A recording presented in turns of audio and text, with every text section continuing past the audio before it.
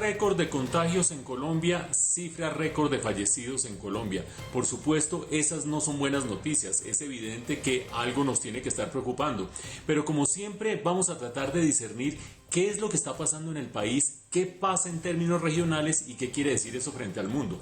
Y arranquemos por el tema del mundo, porque hoy, por sexto día consecutivo, hubo en el mundo menos de 5.000 víctimas mortales. Ustedes dirán, bueno, ¿eso por qué es relevante? Eso no pasaba desde marzo. En marzo estaba subiendo la curva de muertos totales en el mundo y sobre todo de muertos diarios. Después empezó a bajar, ya se está encontrando en la parte baja y por sexto día consecutivo menos de 5.000 víctimas mortales. Y por sexto día consecutivo también crece en menos de 1% el número total de muertos. Esas son buenas noticias desde la perspectiva global.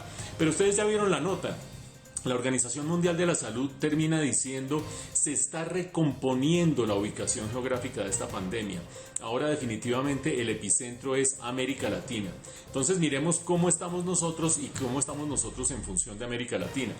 Evidentemente, como lo decía yo al comienzo, no es bueno tener cifras récord de contagiados y cifras récord de muertos.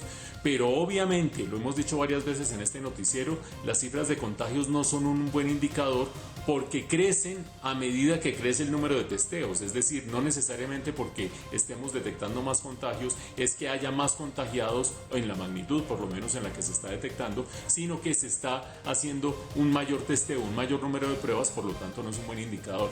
El mejor indicador para hacer comparaciones de un país con su tendencia, así como de un país con los demás países de una región, es el número de muertos por millón de habitantes. Desde esa perspectiva vale la pena tener presente que hasta hace apenas unas 2 semanas, Colombia y Argentina eran los países que mejor estaban en la región en términos de muertos por millón de habitantes. ¿Por qué digo estaban o por qué digo eran?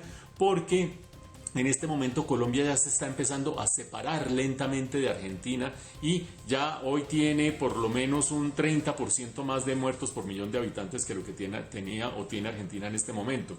Chile se nos fue definitivamente por mucho, ya hoy duplica, un poquito más que duplica la cifra de Colombia.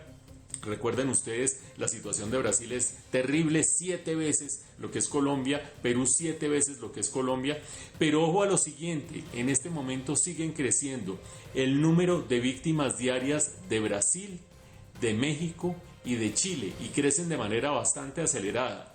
Mientras tanto, Perú, a pesar de que tiene un alto número de víctimas mortales, no está creciendo, sino que está más o menos estancada. A veces sube un par de días, vuelve y baja otro par de días. Hay la ilusión de que ojalá ya esté logrando la cúspide de la curva, la punta más alta de la curva. ¿Nosotros en qué estamos? Nosotros con las cifras que tuvimos el día de hoy tuvimos un incremento de 5% en las víctimas mortales. Ustedes dirán, ¿y eso es bueno, regular o malo?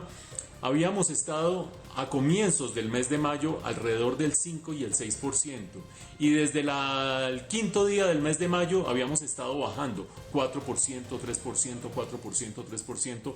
Hoy es una cifra significativa no solo porque es un récord en términos absolutos, sino porque volvimos a ese 5%. Si juntamos eso con el dato de cómo nos estamos alejando de Argentina, quiere decir que tenemos que tener mucho cuidado porque parece que ya se está empezando a acelerar la cuestión en el caso colombiano. Seguimos estando bien en términos latinoamericanos, pero ya estamos empezando a acelerar la curva. Vamos a ver qué termina sucediendo la próxima semana con estas cifras.